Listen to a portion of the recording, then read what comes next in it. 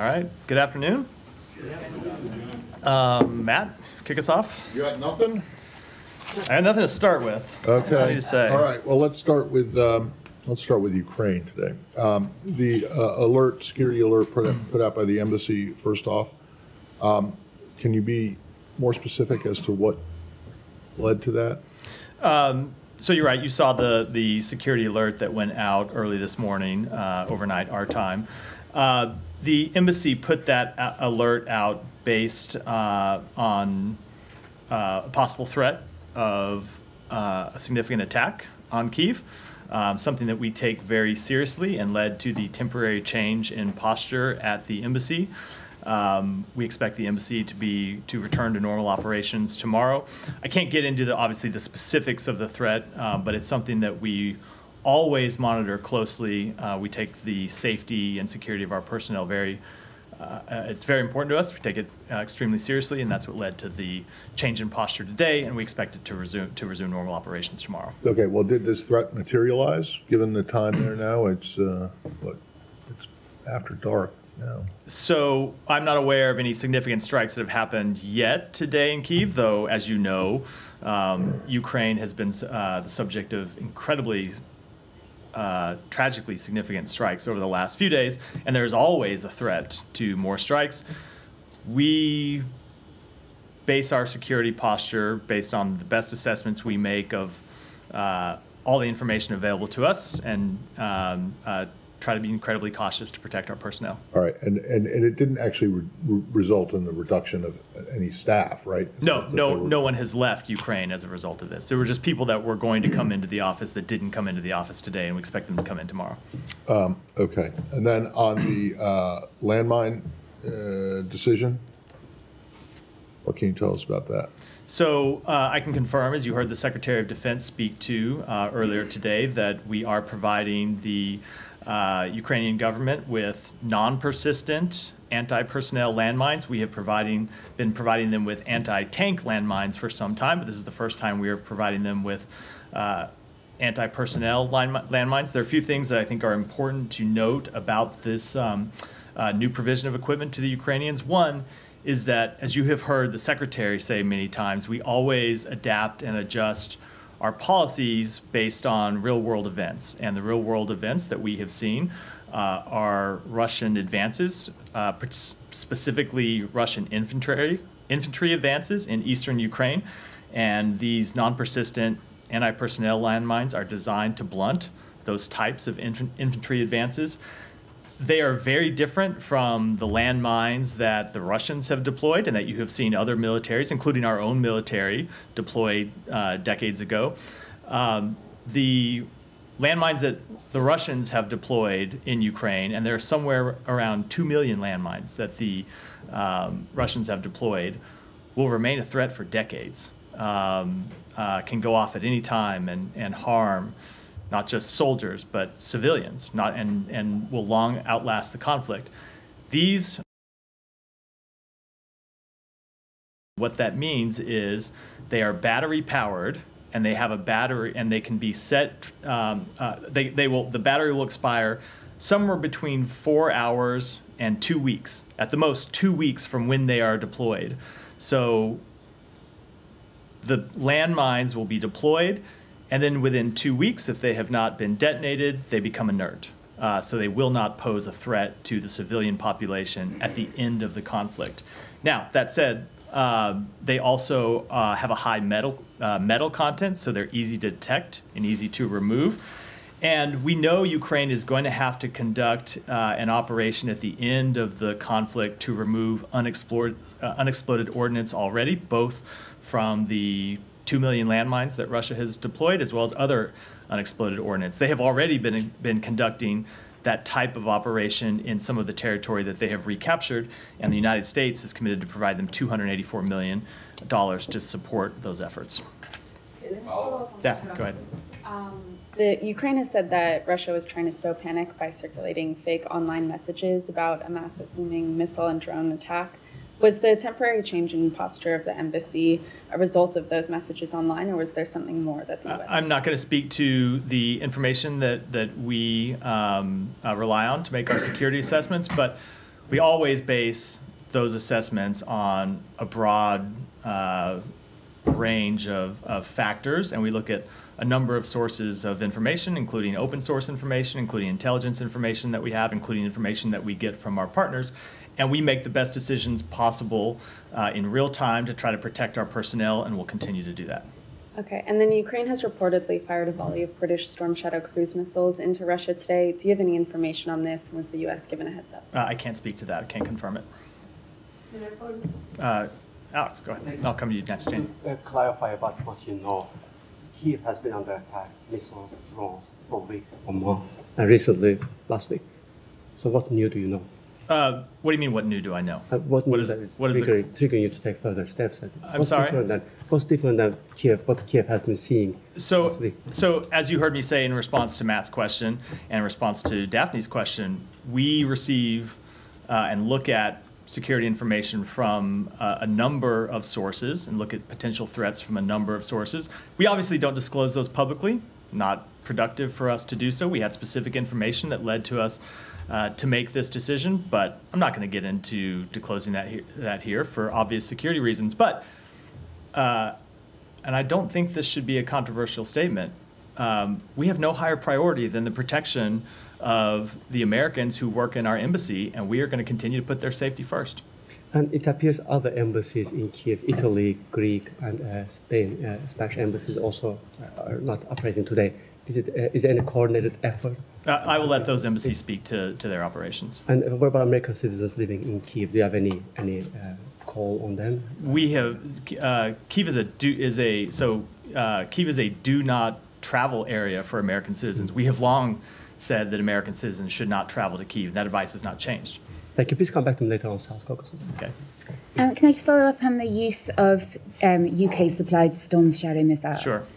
Is Ukraine discussing or consulting or informing the US of use of missiles provided by the UK or the US? So we consult with the Ukrainian government, the Ukrainian military, about a broad range of tactics that they can use to defend themselves, but I'm not going to speak publicly to the use of another country's weapons, not U.S.-provided weapons. I will defer to the governments of Ukraine and the UK to speak to that. Sorry, just to follow up on that, there are also reports that the US is thought to have provided navigational information for the use of those missiles. Can you confirm that? No, I'm not going to speak to that at all.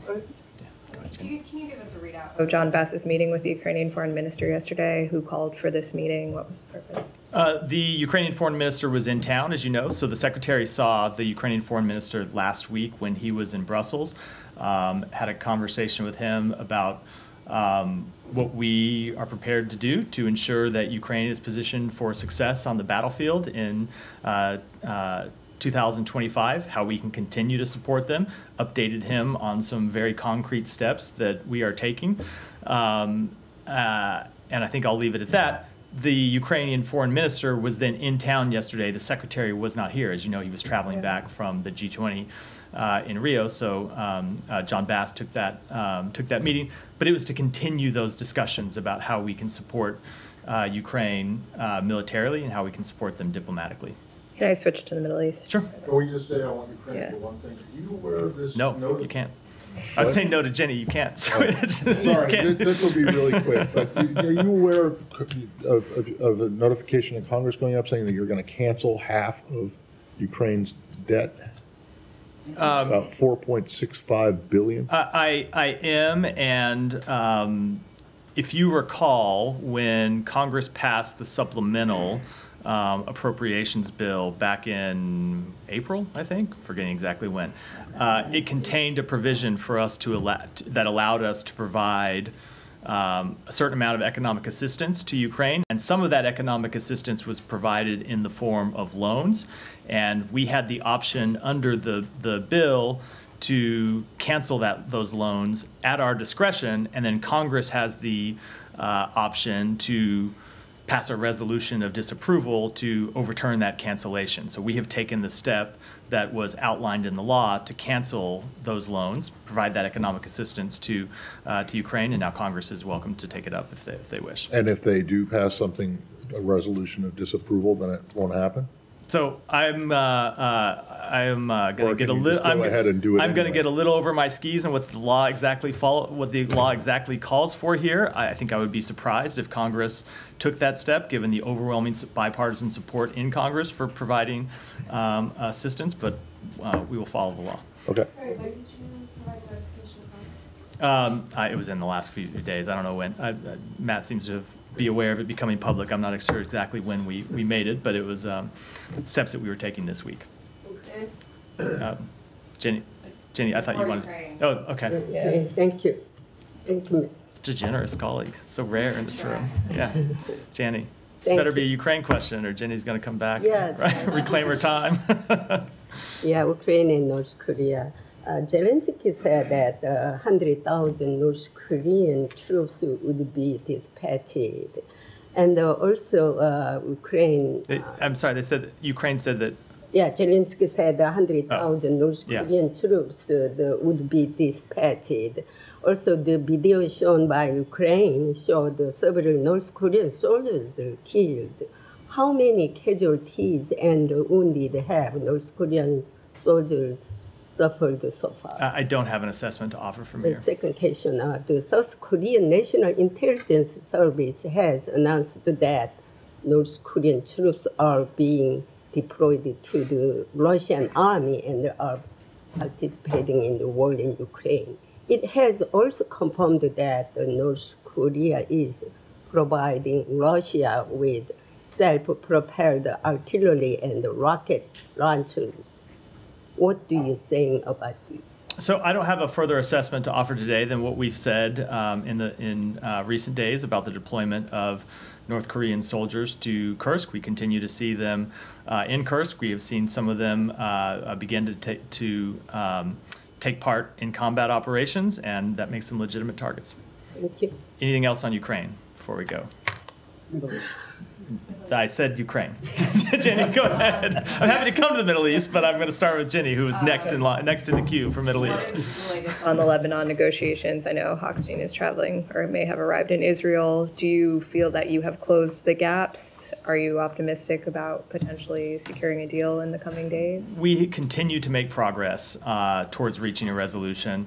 As you know, almost had additional meetings with the Speaker of the Lebanese Parliament before leaving Beirut for Israel. He's now going to Israel to discuss the outlines of a potential deal.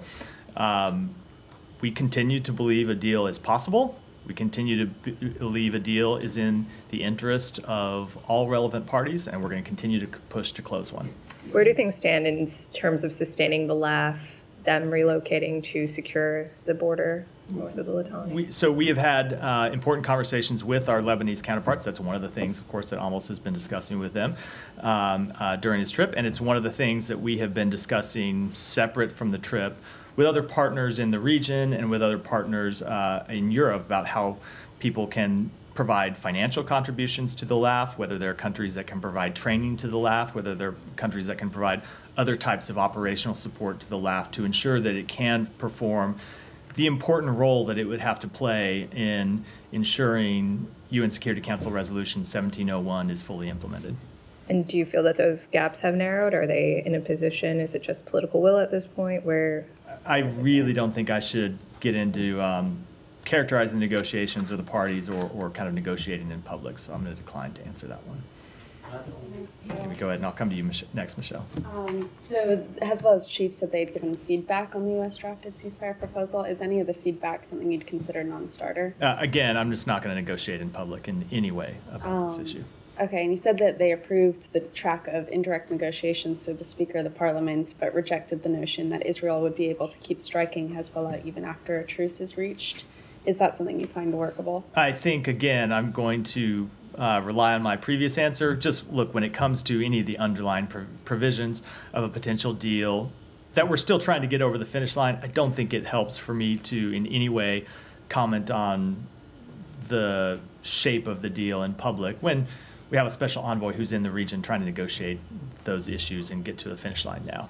Okay, and the Senate is due to vote later today on 3 resolutions of disapproval that could block offensive weapons sales to Israel. Backers say that Israel must do more to protect civilians and that the U.S. should not be complicit in human rights violations. What's the administration's position on these resolutions? So I would defer to the White House to speak to administration position. I don't know that they've issued a statement of administration policy, but when it comes to the underlying issue involved here, we continue to support Israel's right to defend itself. We continue to see a significant threat from Iran, both directly. We've seen Iran launch 2 rounds of attacks against Israel, and indirectly through its proxies in the region. Okay, and then just on the UN Security Council vote this morning, your allies, France, which has hostages held in Gaza, and the UK both said the resolution firmly calls for the release of hostages. And to most people reading it, there's little difference between this language and what you abstained on in March. So why did the U.S. feel the need to block the resolution at this time? So it's a good question. The resolution does call for the release of hostages. What it doesn't do is link the release of hostages to an immediate unconditional ceasefire. And we have made clear throughout this process that we cannot support a resolution that calls for an unconditional, immediate ceasefire and delinks it from the release of hostages. There are still 7 American citizens who are being held hostage in Gaza, and we are not going to walk away from them. And so we worked in good faith for several weeks to try to get to yes on this resolution, to try to get to a resolution that we can vote for. As you know, we have voted for a resolution in the Security Council resolution already this year that called for a ceasefire, but it called for a ceasefire with the release of hostages. And that is our position. We firmly believe in it because we want to see those hostages come home. And I would kind of turn the question around and ask, why is it that the countries pushing this resolution couldn't actually link the two? Why they wouldn't agree to link the ceasefire to the release of hostages? What is it to the release? What is it about the release of hostages that they wouldn't support when linked to a ceasefire? It seems to us plain common sense that if there's going to be a ceasefire, that Hamas shouldn't get to continue to hold the hostages. And so we want to see the two linked, and that will continue to be our position. We will continue to look for ways to find consensus with other countries on the UN Security Council, but because of that language, this resolution is not something we could support. But as was pointed out earlier this morning, this resolution did contain a call for the release of hostages. What was defective about it? The defective is that they were not linked. We believe it's important that you get a ceasefire. You get a ceasefire that secures the release of hostages. And we proposed a number of different formulations that would link the two, and that would call for a ceasefire that includes the release of hostages. And I don't understand. Hold on. Let me just say, I don't understand what could be objectionable about that language. Well, right. Well, no, but I guess the point is that other people don't understand what could be objectionable about the language that you just vetoed. What is objectionable to us is that it calls for Israel an immediate ceasefire and the immediate release. It calls for an immediate ceasefire, and we don't think that Hamas. Because let's be clear about when people talk about an immediate ceasefire, what they mean is they mean for Israel to immediately stop fighting. You think Hamas is going to respect a UN Security Council resolution calling for the release of hostages? No, we don't think they are at all. So we think if you're going to see, because we think they ought to be linked together, because then you get international support. Hold on, you can get international support, get the backing of every country in the world behind this proposal, behind this position, which is the one that the president outlined back in May, that we did get a Security Council resolution that we supported. We think that's an incredibly powerful way for the world to speak, and we're disappointed we couldn't do it here. Well, yeah, okay, but so what would have been, I guess, would you prefer that the hostage release be put in the sentence before the ceasefire? We think it needs to be linked together, that the ceasefire... But how much more linked can they be? You could say, so we put together a bunch of different, a bunch of alternative formulations of the language. I'll just give you one here. A ceasefire that secures the release of hostages. A ceasefire and you proposed that language, and people maybe not that exact language. We proposed a number of different formulations of the language that were not accepted, and I, for the life of me, can't understand why they weren't accepted if the parties backing the resolution really wanted to get to something that could pass the Security Council. Michelle. Yeah, thank you. I have a couple of questions on Lebanon. Do you think that Israel has achieved its military goals there and they're ready to withdraw So I will let Israel speak to assessing its military objectives. I will say that on behalf of the United States, what we have seen is them accomplish a number of important objectives when you look at what they outlined at the opening of this conflict, when they said they wanted to go into Lebanon to clear out Hezbollah infrastructure close to the border. We have seen them over the course of the last couple months really be quite effective in clearing out Hezbollah infrastructure close to the border, which is why we believe we're in the place that we can get a diplomatic resolution now. They have pushed Hezbollah back, and I think it's important to have a diplomatic resolution that allows the Lebanese armed forces to come in and effectively patrol the area close to the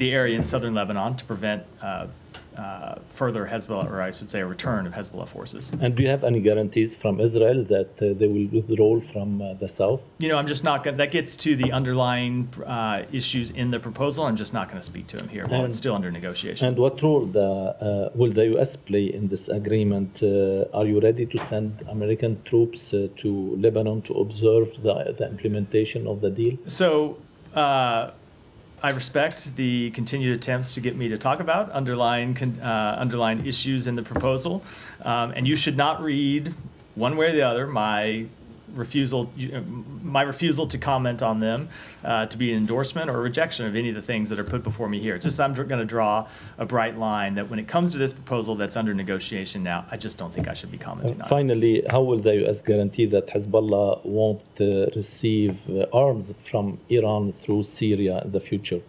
So again, there's a proposal that we are working that I'm not going to comment on, but of course, the supply of arms through Lebanon is through Syria into Lebanon is something that has been a great source of destabilization for Lebanon and has been a source of great destabilization for the region. It's something we're incredibly focused on. Thank you. Yeah, go ahead. Thank you. So today at the IAEA, Mr. Grossi said that one of the fruit of his visit to Tehran was Iranian agreeing to cap its stock of 60% uranium, and he said that it's Iran moving in the right direction. Do you share that assessment with Mr. Grossi? Let me take that back and get you an answer. Okay, second one. Are you willing to give Iran a chance and not to push for resolution along with the E3 censuring Iran for non-compliance? So we continue to stay tightly coordinated with our E3 partners. I don't have any announcements to make today, but we're working with them and strongly support efforts to hold Iran accountable. So a yes or a no for tomorrow? I mean, they're voting. Come back tomorrow. I'm not going to preview it from here. An action that hasn't taken place yet. Thank you, ma'am. I want to go back to the sanctions you announced on Hamas members yesterday, including the ones in Turkey. A report suggests that these individuals were transferred to Turkey as part of the 2011 Gilad Shalit prisoner exchange deal, which was mediated by the United States and the UNHCR. And according to Turkish sources, this transfer was made at your request in 2011. So could you please provide a clarification or elaborate on this? So I would say with respect to sanctions, that is an issue separate and apart from any prisoner exchange deal. Members of Hamas who are engaging in terrorist activities are sanctionable whether or not they were ever part of a prisoner deal. But can you confirm that, if you impose sanctions on individuals who were transferred to Turkey in 2011 at your request, is that something you can confirm? No, I'm not going to. So I wasn't around here in 2011. I can't speak to the substance of that deal. But what I can tell you is that it's really a separate question. Someone that's part of a prisoner exchange deal, which I'm not confirming because I don't know the specifics of it, but let's just stipulate that it were true for a minute. That does not in any way give them a free pass to get out of sanctions for supporting terrorist activities 13 years down the road. Who is supporting the members of Hamas that we designated yesterday? We designated for being involved in terrorist activities. Yeah. Go ahead. Yeah, thank you. But yesterday I asked you about the letter that the Israeli foreign minister sent to UN. And soon after, yesterday, Iraqi Prime Minister chaired an emergency meeting, ministerial for national security. And in a statement, publicly, they said that we do urge the United States, in cooperation with Iraq, to take decisive steps under the third section of the strategic framework agreement between you and Iraq to help Iraq in self-defending and counter these threats on Iraq, which he means threats coming from Israel. How do you respond to this request from Iraq? So I'll take that back and get you an answer. I have not reviewed that specific letter. And then there are reports in the region that said that the United States has informed Baghdad that Israel's strikes on Iraq are imminent. And you are exhausted from all the pressures you have put it on Israel to not attacking Iraq. If Iraqi government is not taking swift actions against these militia groups, then the Israel will attack Iraq, and you are no longer be able to stop them from doing this. I'm just not going to comment on speculative reports in the press. Yeah, go ahead. Thank you, Matt. It's now 296 days since Israeli forces killed Hamdul, the medics sent to save her family members. What update do you have on this investigation? I don't have an update today. Okay, so if there is no update on a case that's 296... Well, but remember, I mean, the reason we don't have an update in the case, I think you know the last time we talked about this, I talked to you about what we had found in talking to the various parties in the region, which is the Israelis say that they reached out to the relevant NGOs for information. The NGOs failed to provide that. I can't speak on behalf of either the Israelis or the NGOs about what is true and what isn't, but that's what we've been told by the parties. Right, yes. And as we've discussed, when we reached out to those parties, they... Correct. And I can't speak to the veracity of that on behalf of either party. Right, but given this uncertainty in the air of weapons that the U.S. has sent to Israel, how can the U.S. be prepared to send more of the same rounds Israel reportedly used to kill Hamdul if all these days later it can't get to some sort of conclusion on such a well-known case? Well, again, I'm just with respect to the premise, I think there is an underlying factual dispute that I can't speak to. So I think we need to let's set aside the premise of the question for a minute and just get into the overall question. We continue to support Israel's right to defend itself against a persistent threat from Iran and Iran's terrorist proxies. Now, at the same time, we continue to insist that Israel take all precautions to minimize civilian harm, to protect civilians. And I do think it's always worth pointing out that they are operating in a really unprecedented battlefield where they're having to fight against a terrorist enemy that hides behind civilians and hides underneath civilian homes and buildings. It doesn't minimize Israel's responsibility, but it makes it extremely difficult. But this dispute is the point, is not like the factual dispute is something that is of concern to the U.S. if it is giving weapons to a country for which it's unclear what happened when they killed civilians. Is that not kind of the point? So the factual dispute with respect to this one incident, but there are a number of incidents of civilian harm, of course. This has been a tragic war, a horrific war that has left thousands and thousands of civilians dead. And the human toll has been an absolute catastrophe, which is why we continue to insist that Israel do more despite the tough conditions that they face. But it's also why we have put the diplomatic efforts of the United States behind trying to end this war and trying to get a ceasefire that would lead to the release of hostages and would lead to an end of the suffering of the Palestinian people. And that's what we're going to continue to try to do, because this human toll has really been horrific, and because we want to see a lasting security situation that doesn't just end the war for a week or for a month, but that provides lasting security for both Israelis and Palestinians. So you talk about these broad efforts to, encourage the Israeli government to minimize civilian toll, as you say, in a tough environment.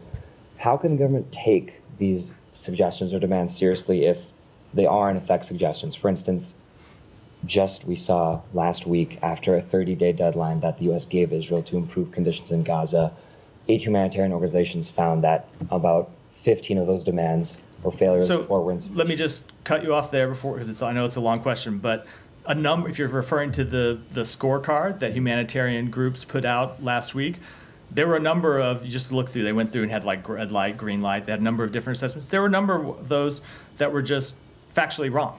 For example, they said that the Mawasi humanitarian zone had not been expanded. In fact, it has been expanded by around 25%. They said that there had been no progress on humanitarian pauses. In fact, pauses are being instituted. Now, we want to see pauses longer, but it's just there are some factual things wrong about that scorecard. So we got to set the record straight before going on with the question. But so was that deadline for progress or for achievements? The deadline was to see both, in fact, and we did see significant progress, and we saw new achievements at the end of that letter. I think that people have, in some senses, misunderstood why we sent that letter.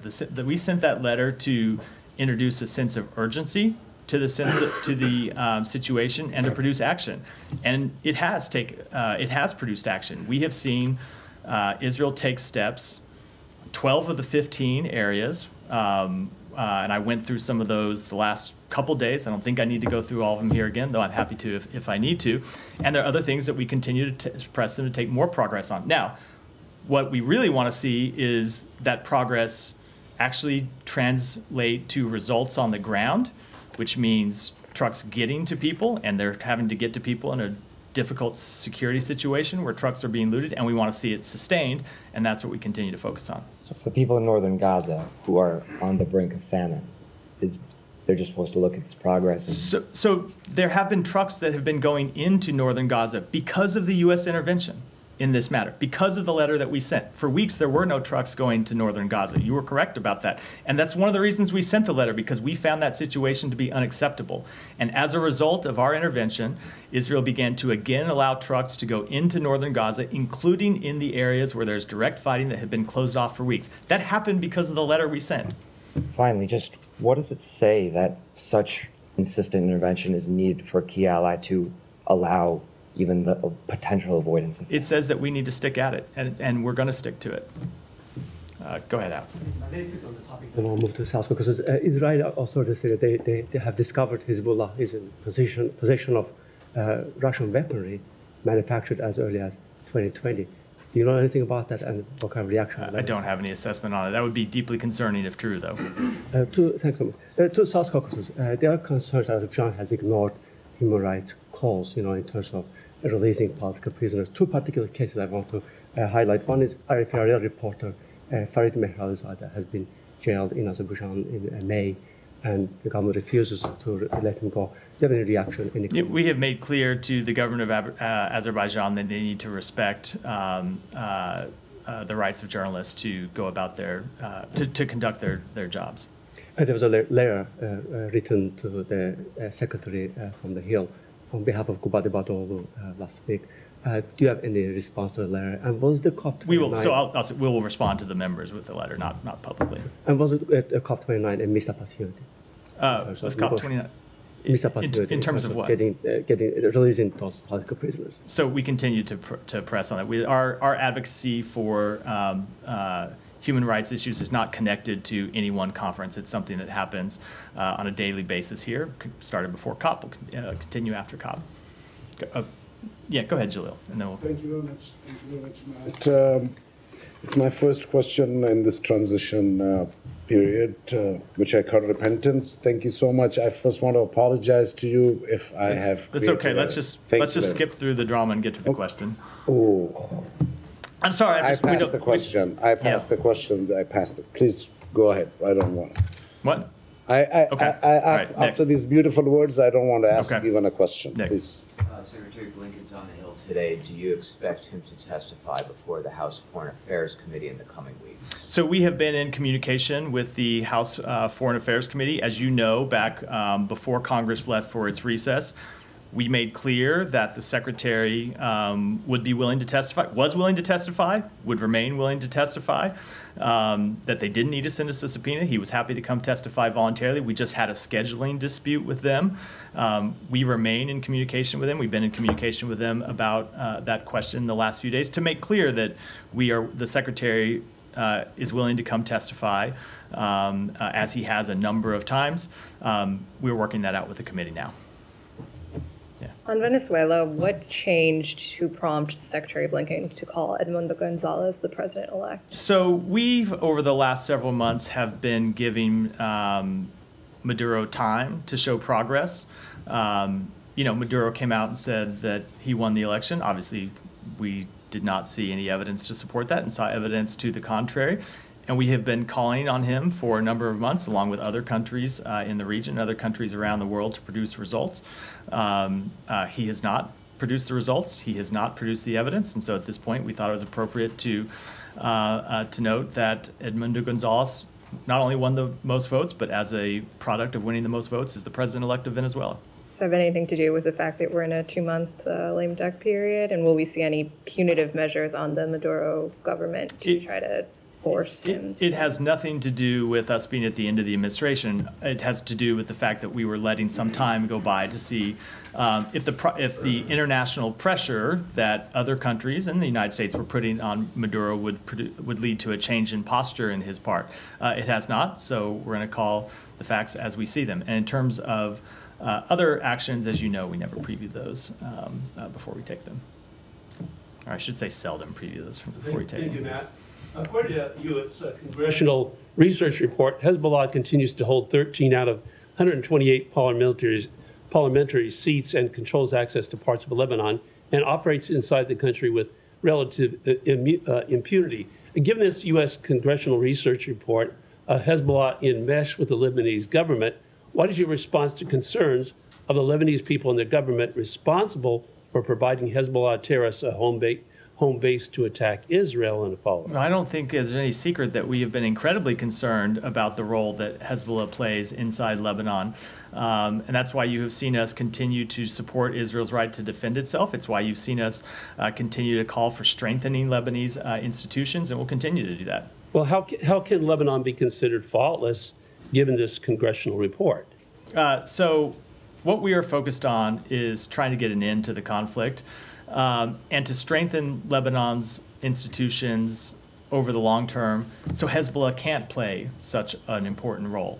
I don't think it's appropriate to paint with a broad brush the entire population of Lebanon because there is a terrorist organization inside the country that has been holding their future aspirations hostage for a number of years now. So we're going to continue to work to try and reduce Hezbollah's power in the region. We're going to continue to work to try to cut off Hezbollah's funding sources, and we're going to continue to try to work for a secure future for the Lebanese and Israeli people. And what about the Lebanese government still allowing Hezbollah to exist in the government and not getting them out of Lebanon? I think allow is probably not the right way to put that, to frame Matt, the right way to frame. Do you want to come back to your question? Go ahead, if you want to read. I'm born in the nursery, I'm born in the nursery of journalism, so please don't say drama. It's okay, just if you have a question, I'm sorry, Yes, if you have a question, just questions. Okay. I only have two questions. One of them is that in Pakistan, recently this federal government organization issued that using a VPN is a sin. At the same time, the Interior Minister has said that any student who participates in the political rally of Imran Khan, their ID cards will be canceled, their admission in colleges will be canceled. Anything you have to say about this? So I'm not aware of those specific reports. We continue to believe it's important that Pakistan uphold the fundamental human rights of all of its people. Just one more, sir. And this again is purely human right question, I swear to you. Pakistan, whatever I have been seeing as a journalist for 25 years, is purely a human rights issue that I've raised to you. In Palestine, on the 10th day, I only said that because I witnessed Afghanistan war myself, so I know how the U.S. was treating the people of Afghanistan. It was not the way Israel had. And the same thing with Afghanistan. My sisters are the first girls who attended college. So for me, girls' education is a very personal matter. You know, all these three areas are some of the things I feel like Biden lost the administration because of simply these human rights things that your foreign policy ignored, and I raised it in front of you. Do you agree that all these factors have a human rights issue that were ignored? You said lost the administration. Did you mean lost the election? Yes. Look, I'm not going to comment on electoral results. It wouldn't be appropriate for me. Hold on, let me just finish. It wouldn't be appropriate for me to do so here, but we have put the human rights at the forefront of our policy since day one of this administration, and will continue to do so. Thank you so much, Matt. Yeah, of course. So due to Ukraine's military actions in the past few days, there's been an increased threat of consequences by Russia, not only against the US, but also NATO in general, even though NATO is not taking any collective action right now. Do you take this seriously, and are you discussing these kind of threat of consequences by Russia with NATO allies at the moment? So we continue to closely coordinate with our NATO allies about a range of threats that Russia presents, both to European security through its aggression, not just in Ukraine, but remember this is a country that also invaded another one of its neighbors, Georgia, and continues to occupy Georgia as it continues to occupy Ukraine. And we continue to discuss with our NATO allies asymmetric threats that Russia makes around Europe and that we have seen in some cases come to fruition around Europe. And what we do with our allies and partners is work to counter those threats and work to hold Russia accountable. And you've seen us hold Russia accountable both by supplying Ukraine with the equipment, the material it needs to hold them accountable on the battlefield, but also with our unprecedented sanctions that we have imposed with our partners around the world. So is US and maybe NATO in general ready, can we say ready for the consequences that's been actually put forward by Russia in the past few days, specifically the past few days? Look, I'm not going to comment on every comment that we hear out of the Russian government, some of which are completely inappropriate to the situation at hand. I will say, and Russia knows this, that NATO is a defensive alliance. NATO does not threaten Russia. NATO, this conflict did not start because NATO was looking for war with Russia. NATO continues to not look for war with Russia. It is a defensive alliance and will continue to be so. Can I follow on Ukraine? Yeah. Thank you, Matthew. Good afternoon to you. Back to the anti-personnel landmines that the U.S. will be giving Ukraine. You mentioned non-persistent. Earlier this year, Pope Francis. Does the State Department agree with that description? Insidious. So landmines can pose the traditional landmines and the landmines that Russia has deployed across Ukraine. The reason they're so damaging is because of the threat they can pose to civilian populations for years years after the conflict. The situation here could not be more different from that. Ukraine has committed to only use these mines in non-civilian areas. And remember, we're talking about conflict that is in Ukraine, so they have an interest to use them in non-civilian areas, where areas that civilians are not. But they're also mines, unlike the ones that people usually have in their mind when they make those types of comments. These are mines that are going to be inert and deactive in at the most 2 weeks from now. So these don't pose a threat to civilian communities when they come back into an area after the end of a war and you find them stepping on a landmine that they didn't know was there and shouldn't have been in their community. This is a much different situation. Yeah. Thank you. Do you have any information or assessment regarding claims by Asif Mahmood, an advisor to Bangladesh interim government, about preparation for an armed revolution? Additionally, are there concerns about potential source of arms or the implication of such statement for the region's stability? I haven't seen that statement at all. I wouldn't want to comment on it. How does the United States view the increasing incident of assault on legal counsel within court premises across Bangladesh, including the recent attack on the defense lawyer of a senior leader, Amir Hussein Amu? What is the U.S. position on the broader implication of human rights, legal protection, and the rule of law in Bangladesh? So our position with respect to human rights in Bangladesh is the same under this government as it was under the previous government, is that we want to see the human rights of the Bangladeshi people upheld, full stop. Finally, there are reports that the interim governments in Bangladesh is considering removing secularism from their constitution, which could significantly impact the country's democratic framework and minority rights. So what is your comment on that? I just don't have a comment on that. Thank you. Go to the back. Thank you very much. As this administration is about to complete its tenure, the question is, are you confident to say that you did enough measures to address the concerns of your partner, specifically the partner who is your partner in war on terror, Pakistan, who claimed many times that weapons you left in Afghanistan are used? I just missed which partner you're referring to? Pakistan. Pakistan. So they claimed many times, they raised this matter in UN, that weapons US left in Afghanistan or Taliban are using that. And this is not just a defense side, defense cooperation, but on diplomatic side, we also seen in these 4 years terms, a visible diplomatic downgrade was there. Your top of the secretaries and representatives, they just overlooked or they just ignored most of the things. Most recent visit, what we observed was Secretary Lu. He visited India and Bangladesh, but not Pakistan. So the left 1.5 months, you have something for Pakistan and any better chances for specifically in diplomatic measures? Look, I'm not going to preview any actions that we might take over the next 2 months, but as you have heard me say before, we are committed to using every day of our time in office to advance all of the important priorities that the president has set forward. Pakistan continues to be an important partner of the United States, and we expect that to continue for the next 2 months. All right, go here, and then we'll wrap up. Thank you, Matthew. I was just curious, where do things stand with Iran's nuclear program, and what steps is the U.S. taking to try to mitigate that program? So we continue to be committed to ensuring that Iran never achieves a nuclear weapon. We continue to work with our allies and partners to ensure that's the case, and that will be our policy through the last day of the administration. Is that something, though, where you guys are kind of passing that down to the next administration? Because it seems like the progress is still being made. So this is a threat that has existed through a number of administrations, right? This threat existed when we came into office. It existed when the previous president came into office. As long as Iran continues to enrich uranium in the way that it does, we will be committed to holding them accountable for those actions. And with that, wrap for today. Thanks.